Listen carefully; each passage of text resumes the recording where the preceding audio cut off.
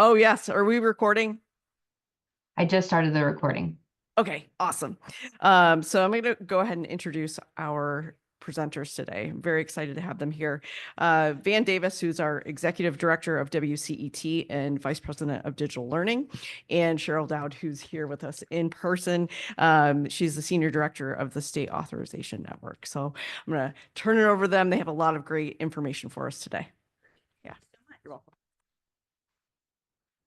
So Maureen shared with you fun with policy, right? Is that what you said? Fun with policy? So yes, it is federal policy, past, present, and looking a little into the future of what we may be seeing. So yes, we are at the introduction section of our discussion here. We asked Maureen to let us share a little bit about the alphabet soup of organizations for which we are a part of. Your institution, the SUNY online group, is a member of both WCET, the WICHE Cooperative for Educational Technologies, and the State Authorization Network. You're members of both. So I'll go through the acronyms of what that is. So I mentioned WCET, the WICHE Cooperative Educational Technologies. WICHE is the Western Interstate Commission for Higher Education. It's the regional compact in the West, developed WCET in 1989. And in 2011, WCET developed the State Authorization Network. WCET, and Van will talk more, but WCET, as I said, was developed in 1989 to address digital technology in relation to the policy, practice, and advocacy. Our memberships are across the United States, and we're a self-funded unit of WICHE. The State Authorization Network, as I said, was developed by WCET to address compliance issues related to interstate distance education. SAN also is a membership organization of institutions and agencies across the United States. So we're part of a big unit. We also have another element of our unit of WCET called Every Learner Everywhere, and that is a grant-funded program that is also looking at technology for distance education. So you see that our URLs are there. If you would like to check out the websites for WCET and SAN, you'll find them. Both websites are full of information that it could be helpful to support the work at your institutions. And if you would like to talk about memberships, if the institutions are interested, you can see me afterwards, and I'm happy to follow up with that. Can we go on to the next slide, please? Okay, so I'm going to turn this right over to Van. Thanks, Cheryl. So you may remember that in 2024, the Department of Education engaged in negotiated rulemaking on a number of issues. There was cash management for distance education. What was probably the most important there was it was going to disallow institutions to be able to charge students for materials as a part of their tuition and fees, at least in terms of opt-in for inclusive access programs. There was a great deal of conversation that was focused on changing state authorization and reciprocity. There was conversation that would have changed regulations associated with accreditation. There was conversation that would have made TRIO programs accessible for undocumented students. There were a lot of conversations around return to Title IV, R2T4 for those of you that want to sound geeky. And those were around distance ed regulations, things like attendance taking, reporting distance education enrollments, virtual location, definition of what a distance ed program is, and then there were some distance education programs. So the down and dirty, TLDR, cash management and inclusive access regulations were dropped. Nothing came of that. State authorization and reciprocity regulations were dropped. Nothing came of that. Accreditation regulations were dropped. Nothing came of that. TRIO programs were dropped. Nothing came of that. And distance education attendance taking was dropped. Nothing came of that. So let me talk about what we ended up with. So we had final regulations around program integrity and institutional quality regulations. These were released in the waning days of the Biden administration on January 3rd. We were a little surprised. We thought that they were going to let them ride and not release anything. And the reason why we were a bit surprised is something called the Congressional Review Act. The Congressional Review Act allows Congress and the executive branch to get rid, basically, of regulations that were passed in the last 100 congressional days. So in theory, Congress has the ability to get rid of these regulations. Now, we're not sure that they're, and here's the kicker. If a regulation is dismissed under the Congressional Review Act, it can't come back in the same form. So it's not just you're getting rid of it, but you're for an administration, but you're potentially getting rid of it permanently. So we were a little surprised that the Biden Department of Education was willing to release regulations so close to the end of their term because they're now subject to the Congressional Review Act. We're not sure that Congress is going to get around to getting rid of these regulations. They have a lot on their plate, and there are a lot of regulations that they want to review under the Congressional Review Act and rescind. But in theory, Congress can rescind these regulations under CRA. Here's what they are. Distance education regulations, distance education course definition. So there is now a definition of a distance education course that aligns with the IPED's definition. We didn't have this definition before. Also, we now have reporting requirements around distance education enrollment. So the distance education course definition, all of this goes into effect on July 1st, 2026.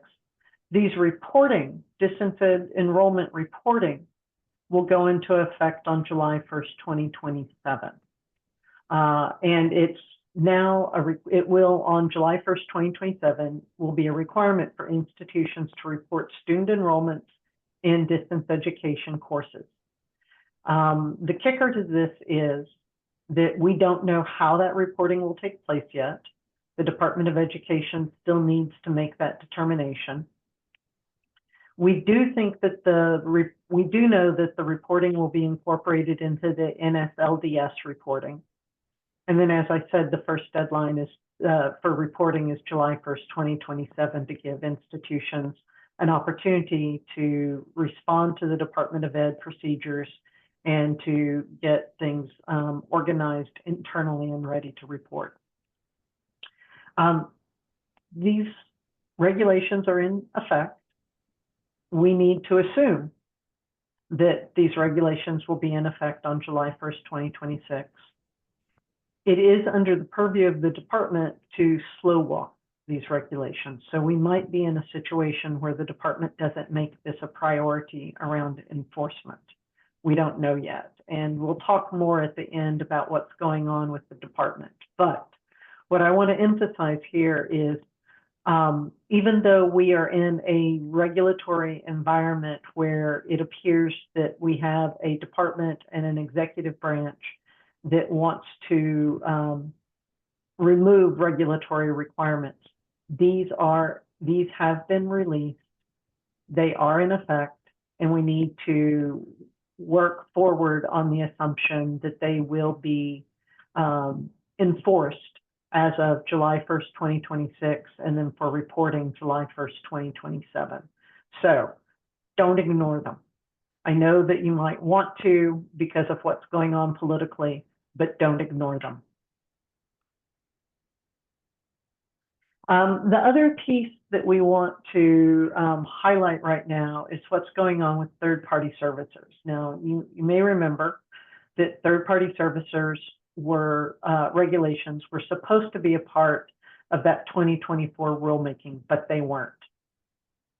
Ed released guidance in 2023, and that guidance around bundled services, the bundled service exception for OPMs, and then third-party servicer guidance was met with a great deal of consternation by institutions. There was significant pushback because what Ed did in that 2023 guidance was significantly broaden what a third-party servicer was so that it would include things like a learning management system.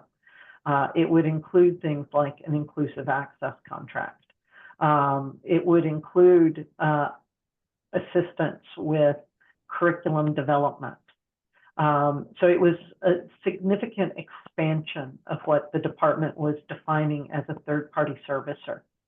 And that had reporting regulations associated with it that would have been probably pretty significant for institutions to comply with. There was enormous pushback from institutions. Ed said, let's wait, we're going to hit pause here. And then there was a lawsuit around the OPM piece. And so we were in limbo, basically.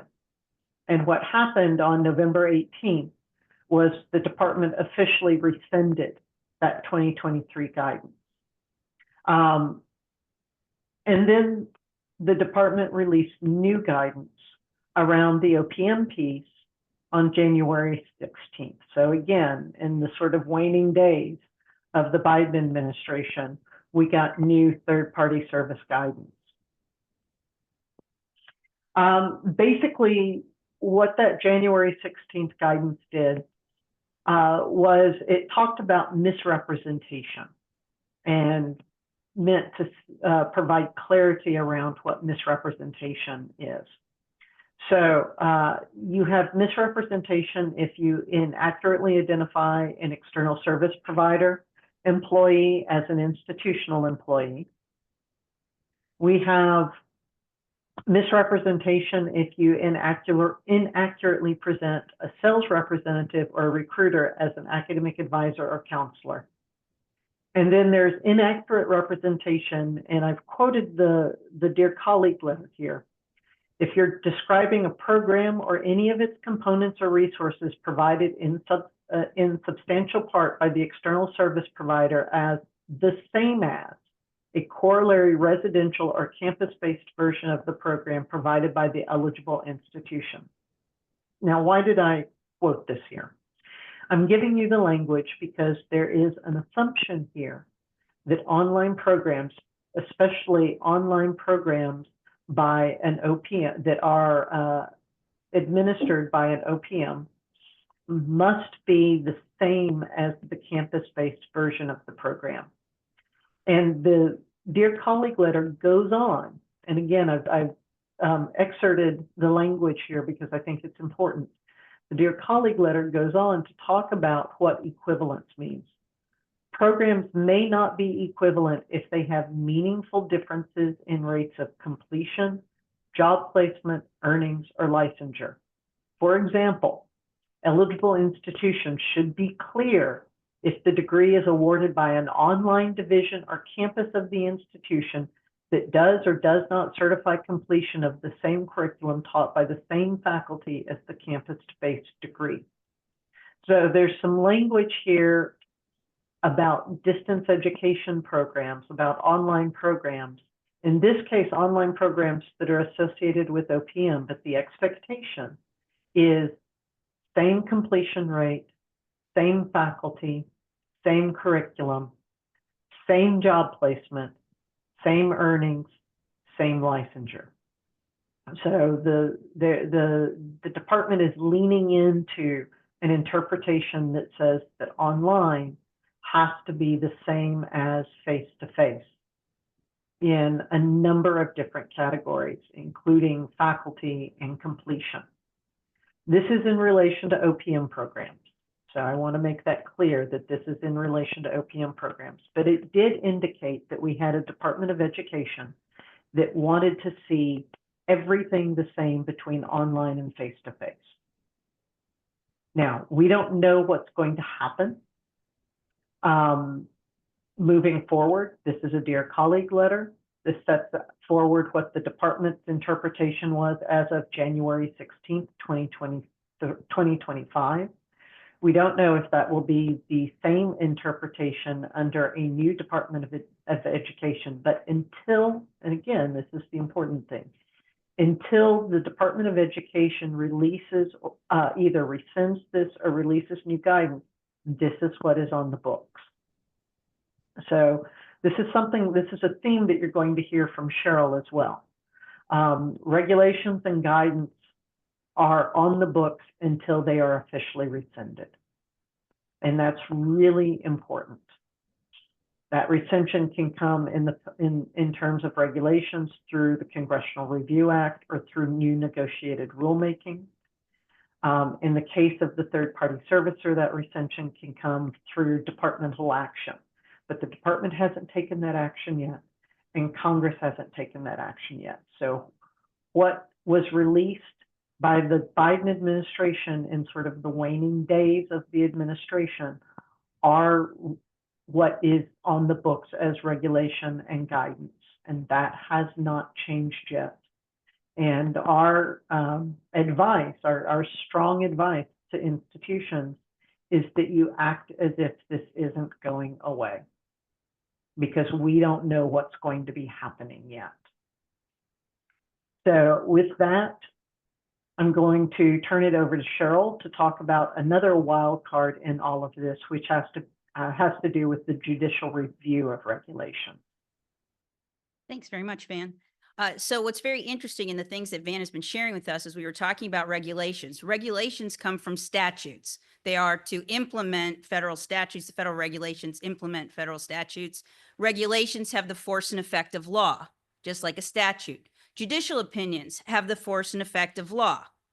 It's interesting about guidance does not have independent force and effect of law. And as how Van placed it on our previous slide, it is an interpretation by that department. So we do have yet to see how this new department will interpret that. It doesn't have its own full effect of law, but we do want to see what this department will do with that interpretation. But what we do have is 2 court opinions that came out last summer. We actually talked a little bit about it last year in New York City about what could come down the pike in regard to what has been called the Chevron deference or the Chevron doctrine, which was part of a court case from 1984 that developed this doctrine. So the case itself was called Loper-Bright. So if you're reading things and you see Loper-Bright, that's what we're talking about right here. And with that was a decision last summer by the U.S. Supreme Court that regulations they are created from authority in statute. But the Chevron doctrine provided that the agency's deference is given to show that authority if the statute is ambiguous or it is silent as to the agency's authority to develop a regulation. And so that has been overturned. So no longer does the court have to consider the agency's deference for whether there is authority to create a regulation based on the statute. That doesn't mean that the agency won't put forward what they believe their authority is, but there is no longer a reliance that has to be provided by the court for how the department or any agency address that. The COS has asked me to start my video. Okay, I'm getting a tech issue. Dan, what do I do? Hit what? I can just do that? Okay. I work for a tech agency. I don't. That's not lost on me. Okay. So what's important, why does this matter to you all? Because regulations can be then reviewed. And we're seeing that the opinion of the court was not that they would overturn previous regulations for lack of authority. But moving forward, they are going to look to see whether there was the authority to develop these regulations based on the statute. And that will be decided by the court themselves. It's written in federal statute called the Administrative Procedures Act. And that was what the court opinion relied upon to say, no, it sits right here in federal statute. Federal statute could be amended by Congress to give the agency authority, but right now it indicates that it's the court's authority, and the court is going to provide that interpretation unless it is express in the statute. On the side, So another ancillary related court opinion was corner post. And what this did was expand the statute of limitations to be able to review regulations. So there was some conflict about whether there is a 6-year statute of limitations, but when does the clock start? And that was the question that the court answered. It was unclear whether it was 6 years from the time that the court opinion, at the regulation had been released, 6 years from when the regulation had been released, or is it 6 years from when the plaintiff was injured? And because that is not indicated in the Administrative Procedures Act, the courts indicated that you can't have a clock running until you have an actual plaintiff with an injury. So the Administrative Procedures Act, again, could be amended by Congress, but right now the courts indicated that absent that, what we're seeing here is that the 6-year statute of limitations is when a plaintiff is injured. So what we could be talking about are regulations that are decades old. If there wasn't a plaintiff injured, then it is fine that it occurred currently, that within the 6-year window, there was a plaintiff injured and the courts could review the regulation. So why is this important to you? So what we're seeing is regulations that we are following. If there is an injured plaintiff, it could be reviewed. So these are the things that that the courts are addressing in terms of being able to address any regulation coming from an agency. And as I said before, agencies create regulations to implement statutes. Can we go to the next slide, please? So Van made a very good point earlier about rules being rules until they're no longer the rules. So we were talking about what happened in the past, sort of, because we were talking about 2004 regulatory process and what were the outcomes of that negotiated rulemaking. And we talked about how regulations can be challenged in court and what are some new guardrails rather, in terms of being able to review those older regulations. But now we're going to talk about some effective federal regulations, and these rules will stay the rules until they're not. So there has to be a process that will be in place, whether that is through judicial action, a new regulatory rulemaking structure to remove them, or change in federal statute. So we're going to talk a little bit about them just as reminders, because you all in the distance education space need to have an awareness. Can we go to the next slide, please? So just very quickly, if your institution is offering activities in other states. So I was listening before about, it was a very fascinating discussion during the breakout about serving students in other states. And so we were talking about the comparison of data. Our colleagues at NC Sarah collect data about where students are located. And so what we were learning is what New York students located in New York, how many are going out of state for distance education versus coming into the state. So if you're an institution that's offering activities outside of the state, these are very important regulations for you to follow.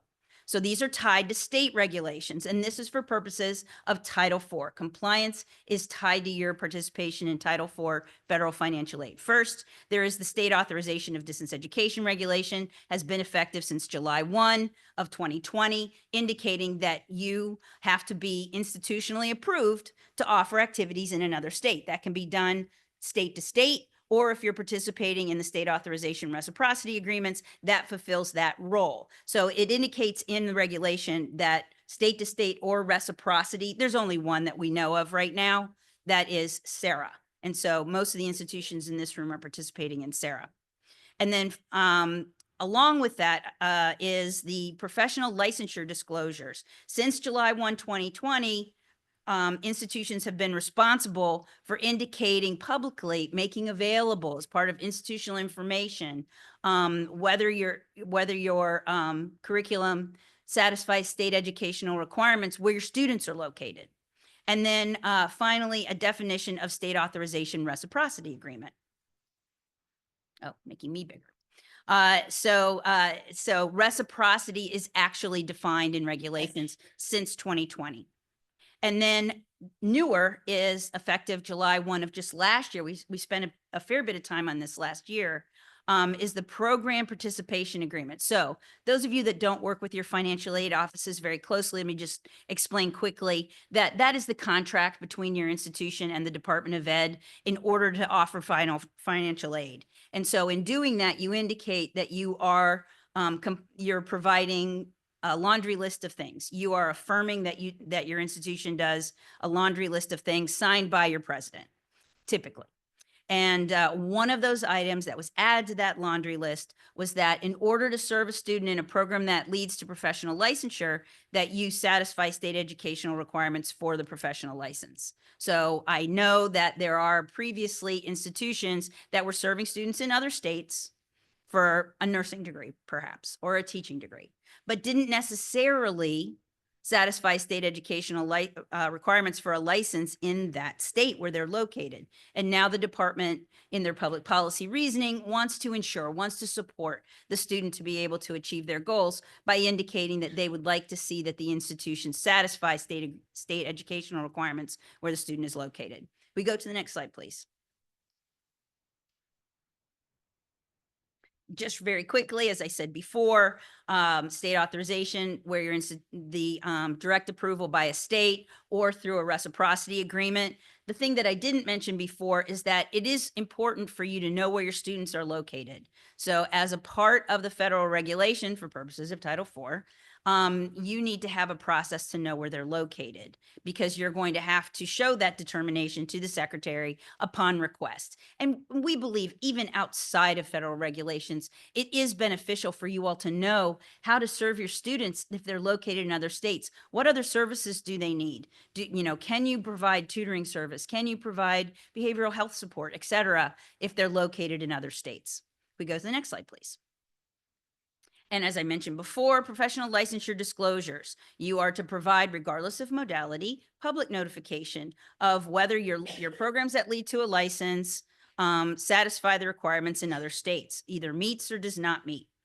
And you do not have to provide a notification for a state publicly if you're not serving certain states or you're not advertising or marketing to certain states. But as soon as you wish to serve students or market and advertise in another state, you must have made that determination. And then there are direct notifications. Direct notifications are for prospective students and also for your enrolled students. So I was telling you before, you must satisfy state educational requirements where your student is located. What if they move? Well, if they move, you can continue to serve them. They won't be required to stop out of the program, but you have an obligation to keep up with them, to share with them about the status, whether the status of the satisfying state regulations there. Because if you do not meet, they need to be made aware of that. It's all about transparency. Can we go to the next slide, please?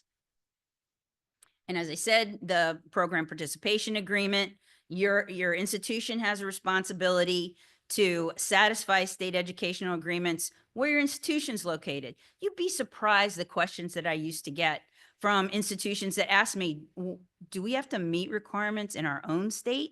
I was like, I sure hope so. But you can see that is, now we have that in writing. You are responsible for a federal standpoint to satisfy state educational requirements where your institution is located, New York. So where the student enrolled in distance education is located at the initial time of enrollment. So New York institution serves a student in Pennsylvania.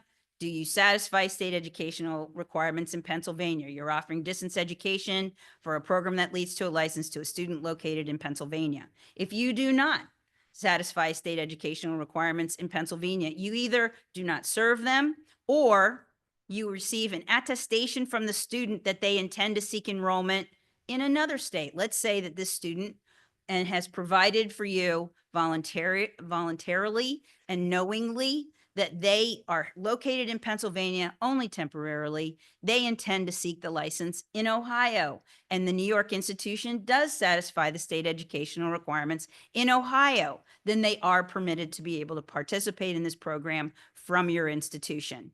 So all of these elements are located and broken down on the SAN website. I know that's a lot for you all to take in, but I just want you to have this awareness, because where this affects you is that your institutions could be providing programs outside of your state. So have these ideas in place about how this will affect who you're trying to serve, who you're trying to market to be able to enrich your programs. We go to the next slide, please. And then finally, I just want to list a couple of other types of regulations in our space that you want to consider. Regular and substantive interaction is part of the definition of distance education. The misrepresentation regulations, as Van was talking about, that we now have some guidance in regard to regulations to help interpret those regulations. Student identification verification, to ensure that the student who registers for the course is the one who is actually participating in the course. You may have seen in the news today, there was a $5 million situation. I do not have all of the details, but she was found to have been supporting students to submit their FAFSA and was keeping the money to the tune of $5 million. So yeah, that was in the news today. So this is why in a distance education program, I can see where it's very important to know that the student who is registering for courses is the one participating in the courses. And then finally, teach out plans and agreements is another thing that must be put in place. These are federal regulations, again, tied to Title IV. So they're distance education related regulations that are from the Department of Education. And what we were saying before is that to undo these rules would require some sort of action, governmental action, whether that be a rulemaking to amend the regulations or vacate the regulations, or through some sort of judicial opinion or a change in statute. Just the last part, and I had such a great conversation during the breakout about the implementation of the DOJ accessibility requirements, and I really appreciated that conversation. But there are, and everyone is aware that these accessibility requirements, these regulations are effective regulations, but the enforcement is to begin April of 2026 for larger public entity area, public entities serving larger public areas, smaller public areas in April of 2027. So majority will be April of 2026. And to meet the WCAG 2.1 AA requirements. So if you would like to see more on this, somebody asked before if these slides are available. The slides are available, and these are active links to be able to get to the analysis that we've provided. We go to the next slide, please. Back to Van. So we've basically had the ghost of Christmas past. Cheryl's given us the ghost of Christmas present. Now I get to give us the ghost of Christmas future. To the extent that any of us can figure out what's going to be happening 2 hours from now, let alone 2 months or 2 years from now.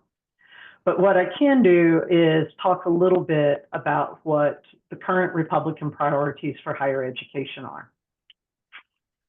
There are 3 areas that are getting a lot, there are 3 areas that are getting a lot of attention. Diversity, equity, and inclusion. We have Executive Order 14151 that was signed on January 20th, the first day that President Trump was in office. That is called Ending Racial and Wasteful Government DEI Programs and Preferencing. This is the one that everyone has heard about, that basically limited the funding of anything that was considered a DEI program. The second thing that has come out around diversity, equity, and inclusion that has gotten a lot of attention is a February 14th Dear Colleague letter. This was the Valentine's Day present from the Department of Education. And what it did was it gave a very expansive interpretation of the Supreme Court case, Students for Fair Admission versus Harvard. So Students for Fair Admission versus Harvard was the affirmative action case, where the court ruled that affirmative action could not be placed. There could not be consideration of race in admissions to for institutions. What that Dear Colleague letter on February 14th did was give a very expansive definition, interpretation of the Students for Fair Admission versus Harvard case. And basically that expansive interpretation was there can be no programs that consider race. That would mean things like no graduation ceremonies for African American students or Native American students or Hispanic students or Asian students. That could mean no clubs that consider admission on the basis of race. That could mean no scholarship programs that consider race as a basis for the scholarship. It's a very expansive interpretation. Now, where we are with both of these things is we have a temporary restraining order against the executive order, and we have a temporary restraining order, or a temporary injunction rather, against the Dear Colleague letter. So the courts have said, hold on a sec, wait a minute. We need time to figure out if that executive order is legal, and we need time to figure out if that Dear Colleague letter is legal. So we have the DEI piece. We have funding cuts that could affect higher education. There are discussions about reforms to gainful employment. We have the NIH indirect cost cuts, which there is also a temporary restraining order against. So that is trying to work its way through the court in terms of determining legality. You may remember that there were significant cuts to grants that are associated with the Institute for Education Sciences, the IES. And then we're looking at very significant departmental staffing cuts. And the reason why I put this on here, and I want to draw your attention specifically to it, is because we already were functioning with a lean Department of Education during the Biden administration. It was smaller than it was during the Obama administration. It never restaffed after cuts or resignations during the first Trump administration. That impacts the department's ability to implement regulations significantly. It also significantly impacts the department's ability to provide guidance and to answer questions. We are seeing significant cuts. Probationary employees were fired, although there is now court action about the legality of that. And then we have had a number of departmental employees that have considered resignations under the so-called fork in the road offer by DOGE and the Office of Personnel Management, OPM. And then we just recently had an expansion in the number of employees that can take voluntary resignation. So we are going to see significant cuts to the personnel and the staffing in the Department of Ed, and that's going to affect the work that we do. And then workforce education. We are seeing a move to skills requirements for public jobs rather than degrees. We are seeing discussion amongst the Republican Party that degrees should tie directly to jobs.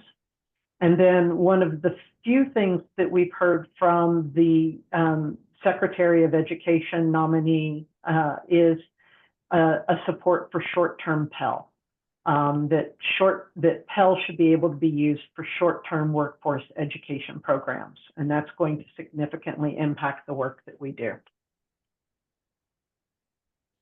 Who is the incoming Secretary of Education? That would be Linda McMahon. She does not have an education background for the most part. She was the CEO of the World Wrestling Entertainment, WWE. She was, during the first Trump administration, the administrator of the Small Business Association. And then probably what is the most significant for us is that she was chair of the board of the American First Policy Institute and co-chair of the Trump transition team. The American First Policy Institute is something to pay attention to because their policy recommendations seem to be the blueprint for the Trump administration. And so it's worth going and taking a look at what their policy recommendations were around higher education, because we think that that may be the blueprint for what we see the Trump administration higher education priorities are for this second administration. And then there's 4 executive orders. I already referenced 14151, ending racial and wasteful government DEI programs and preferencing. There's Executive Order 14168, defending women from gender ideology and restoring biological truth to the federal government. This is the executive order that defines sex as binary and assigned at birth. There's Executive Order 14192, unleashing prosperity through deregulation. We're not hearing a lot of talk about this, but this is fairly significant, because basically what this executive order says is it tells departments and agencies, look, you can create new regulations. However, and this is a huge however, you have to make sure that for every new regulation that you create, you take 10 of them off the books. So that will have a significant impact potentially on digital learning and the Department of Education's ability to create regulations governing digital learning. And then also, we've got Executive Order 14210, implementing the President's Department of Government Efficiency Workforce Optimization Initiative. This has to do with those voluntary resignations, that so-called fork in the road email that went out from DOGE and OPM. But there's another piece to this, which basically says for every new employee that an agency hires, they have to get rid of 4. So fine, agency, you think that you need new employees to help with X, Y, and Z? That's okay. You can make those hires. However, for every one of those hires, you have to eliminate 4 other positions somewhere else within the agency. And this has the potential to significantly impact the Department of Education's ability to regulate education, including its ability to regulate digital learning. So I'm going to stop there. I'm actually going to stop sharing my screen. And we've got time for questions. Cheryl, I'm going to let you sort of manage what's going on in the room. I'm going to take a look at the chat really quickly. What happens to federal regulations and funding if the White House eliminates the Department of Education is what John has asked in the chat. Cheryl, do you want me to take a crack at that, or do you want to take a crack at that one? I think we both have thoughts on that, but I'm happy to have you start and I'll pepper in after. How's that? All right, sounds good. So there's been a lot of talk about the Department of Education going away. We think that we may have an executive order next week after Linda McMahon is confirmed as Secretary of Education. We expect her to be confirmed as Secretary of Education on Monday. Here's the deal. The executive branch cannot get rid of the Department of Education, period, full stop. The Department of Education was created by Congress. It is in statute. It can only, Congress is the only one that can get rid of the Department of Education. It is questionable whether or not there is congressional appetite to eliminate the Department of Education. What there is appetite for, however, is to reassign aspects of the Department of Education's work to other agencies. There has been discussion of reassigning FAFSA to The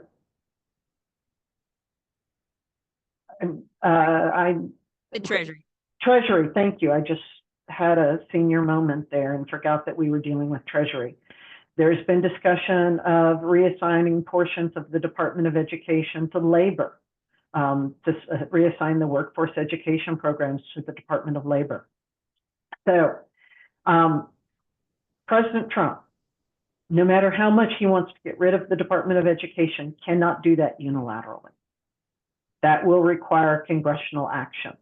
And it would require those regulations and funding to be reassigned to other agencies. Cheryl, what do you want to say about this?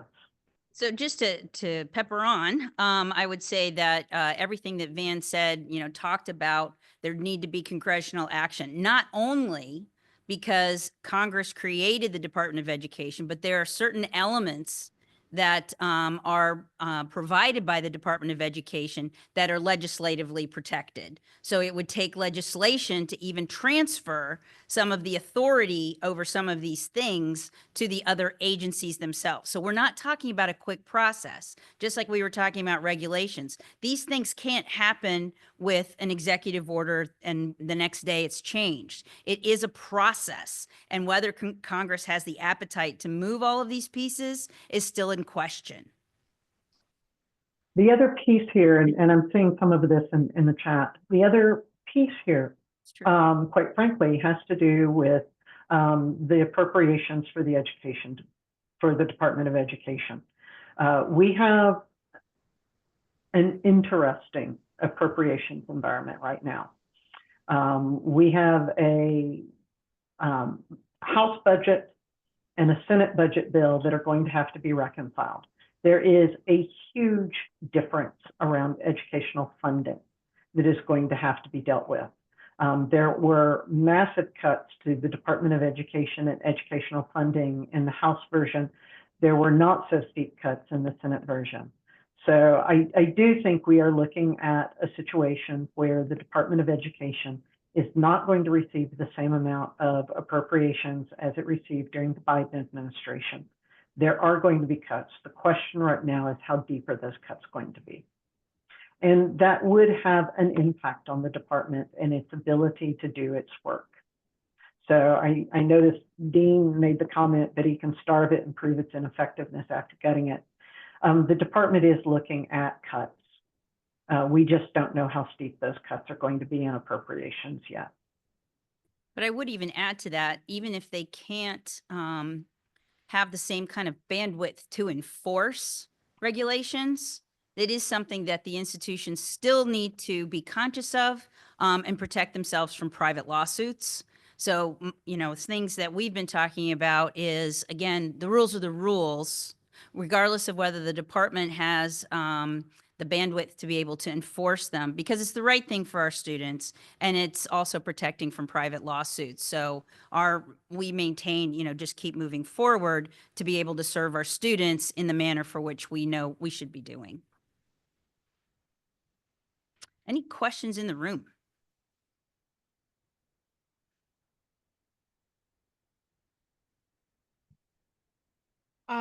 Hey, Van and Cheryl, when you were talking about the Interstate Department of Education regulations, so I'm not sure if I can articulate this well, but I've been getting communications about folks who from outside of SUNY, especially right now. Someone just LinkedIn me and said that their administration had asked them to remove any DEI, and this is from the Northeast, any DEI statement, and specifically also things about pronouns, names and pronouns, from their syllabi. And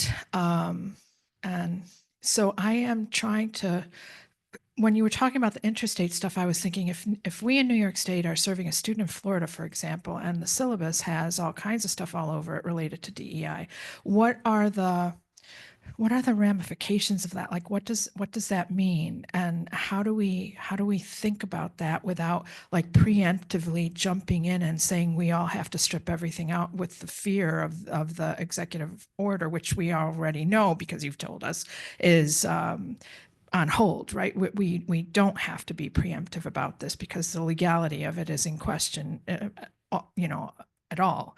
So what can you tell me? So as far as having the authority to serve students in another state that perhaps has these kinds of rules in place, your institutional approval to operate in those other states is provided through the reciprocity agreement. The reciprocity agreement this time has nothing in policy that addresses that. It's actually something that came up in rulemaking last year when there was some discussion about states being able to enforce their own rules. And it was brought up, well, what if the state requires XYZ that is in that situation that you're addressing? And that was a concern of that Department of Ed. But as of right now, the state authorization reciprocity agreements has nothing in policy to that. And you obtain your state institutional approval in those states through SARA. Your state volunteered to participate in that agreement to enforce the policy for your approval in that state. Now, could that state pull out of the reciprocity agreement? That's time consuming, and yes, they could. But we're not seeing any discussion about states removing themselves from the reciprocity agreement for institutional approval to serve students in those states for these reasons. So there's no liability. Let me ask you it's a question. If an individual who, let's say, is a student in Florida taking an online course that's delivered from SUNY, if they have a problem with the DEI statement or the pronoun statement that's in a syllabus, do they have is there a liability there? Is there can they sue essentially because they're, whatever their thoughts are on that? So Van, my understanding is that the reciprocity agreement should protect the institution in terms of its institutional approval. However, how do you think that do you see a direction for a student to be able to operate in a lawsuit outside of the institutional approval that's already been provided? So my interpretation is the same as yours, Cheryl, that this is covered under the reciprocity agreement. I'm not a lawyer, despite what my mother wanted. I'm just a historian. Anyone can sue. So could a student sue? Yes. Would the courts necessarily find that the student had cause or find that the lawsuit was valid? I don't know at this point. It would probably depend upon which court the student sues in. So yeah, I think a student could sue, but I don't know how the courts would interpret that. But again, I say that as not a lawyer, just an old civil rights historian. So my follow-up question has to do with middle states and accrediting bodies. Like, what are their roles in looking at this, handling this in terms of expectations, or what they're looking at and looking for? It's different. Middle states actually recently released a statement that's worth taking a look at. Or no, I'm sorry, it wasn't middle states, it was HLC that did. But all of them, CRAC did. That's right. CRAC recently released a statement that basically says that they understand that institutions may have to reinterpret how they handle DEI based on state and federal requirements, and that they are not going to negatively evaluate or assess institutions that are in that situation, that there is great latitude in how institutions can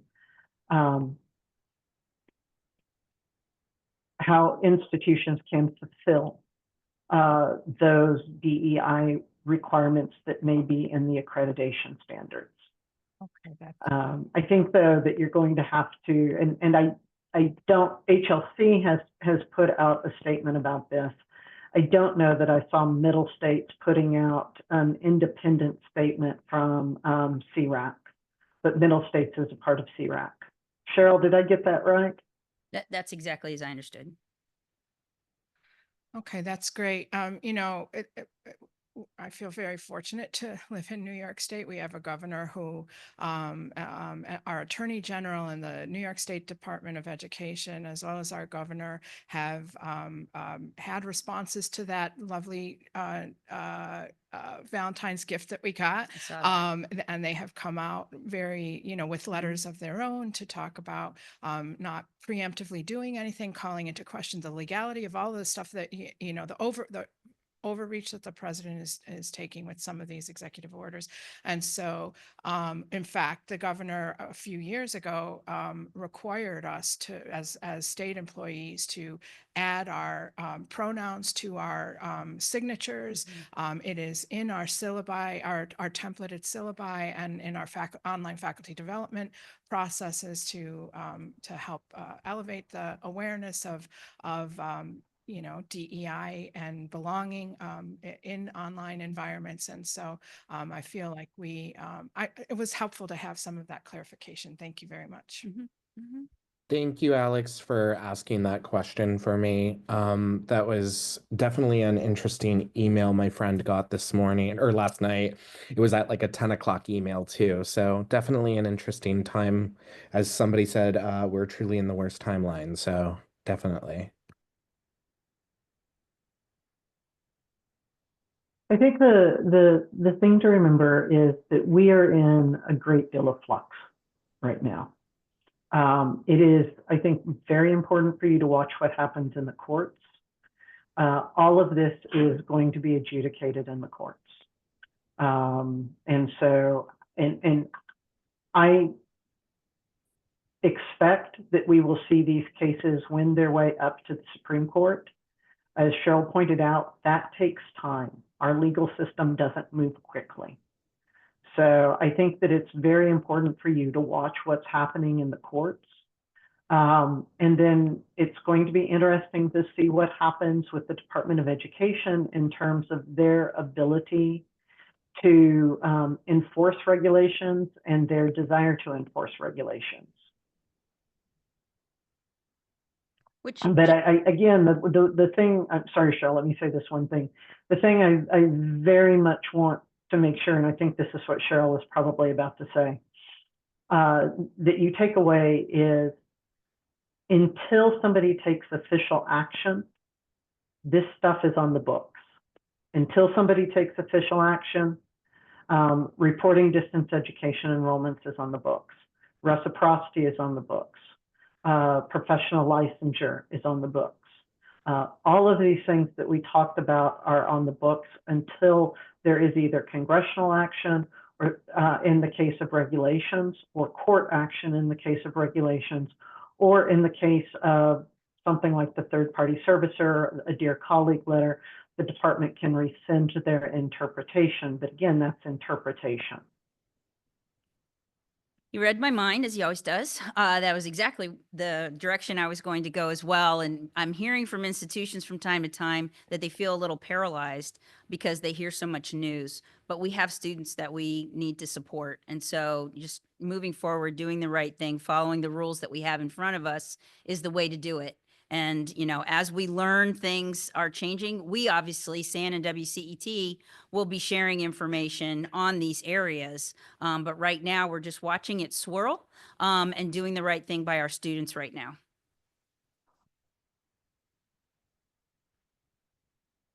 Woohoo. Any other questions? So fun with policy didn't end all fun there, Van. Well, let me try to get us on more of a positive note. I want to thank you for the work that you're doing. What you're doing right now is incredibly difficult. We are in a chaotic situation that many of us don't want to be in. And many of us may not agree with the direction that things are going. And so one of the things that I want to say to you is I want to thank you for doing the work that you're doing on behalf of students. Oftentimes, this work is fairly distanced from students.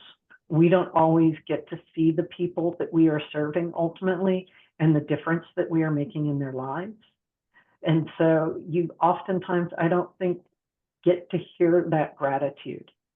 And so if I leave you with nothing else, I want to thank you for doing the hard work that you're doing right now. Thank you, Van. Other thing, sorry. Do we have time? Yeah. Hey, Van, it's Kim Scalzo. Thank you so much to you and Cheryl for being here today. I continue to feel like hearing from you all is so helpful and so important to our community. So it's great to, and I know you put out a lot of communications and a lot of resources, but getting to hear from you directly is always helpful because there's always some additional perspectives that you share that I think we benefit from. And I know I got a lot of this today. I also want to just remind this is for all the SUNY folks, and I know we have a lot of non-SUNY folks here as well, but that our chancellor and our senior leadership team is paying very close attention to what is happening and providing communication and guidance out through the campus presidents.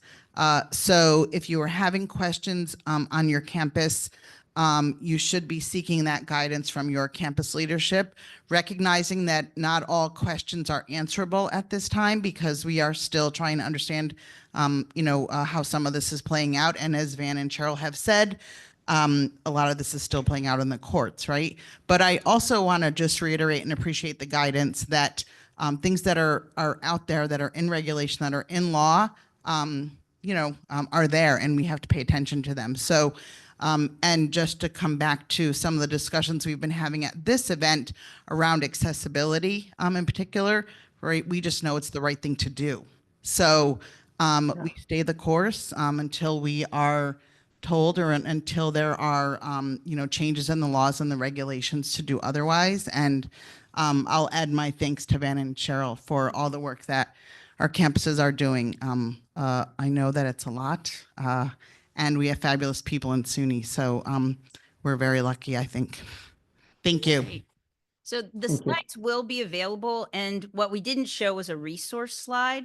And I just want to highlight something on the resource slide when you do see it. It's called WCET Frontiers, and that is an article based, typically weekly. If things are really hopping, it's twice a week, where we write in a very conversational tone the things you need to know about practice and policy in regard to digital learning. So you do not have to be a member of WCET to be able to receive the blog post. You can register on the WCET website for WCET Frontiers. So I urge you to review that as well. Thank you. So much, Cheryl. Thanks, Van. Nice round of applause. Thank you all. It was wonderful to have you, and you both are such amazing friends of SUNY, and you've both presented here at the SUNY Online Summit in the past, and we love having you and really appreciate you. And I do want to mention the gratitude that you shared with us about the work we do. We share with you about the work that you are doing, the resources and the communications and the webinars and all of the information that you share with us is so valuable. And we're doing our best to distribute that information as broadly across SUNY and beyond as we can. So thank you very much for being here and for all of your insights and input into these very, important and timely and relevant topics. Thank you very much. Thank you, Alex. Thank you. I hope maybe I can be with you in person next year. That would be lovely, Van. Okay. All right. So I'm going to close us out. This is the last but not least session of the summit. And I just want to say thank you to everyone here in person. Thank you to Van to stay Oh, on so we can Van, take can you stay so we can take a picture in a second with you in the background? So you just hang on. But for everyone who was here with us virtually, really appreciate you tuning in and your participation and engagement in our virtual hybrid event, as well as those who are here in person today and throughout the week that has been here. Thanks to everyone who volunteered and who helped to make this event possible. We can't do it without you. It truly takes our community and our village to do this. So very happy to close out the summit and to wish everyone a safe trip home. Thank you to Kathy from EDUCAUSE, and again to Van Cheryl, and to all of our presenters and speakers and folks who engaged and participated and volunteered in all of the activities. Please fill out the survey when you get it. You'll get it in an email. And I hope to see you next year. We're very excited to, get your input for our program for next year. So thank you all very much and have a great weekend. Bye, everyone.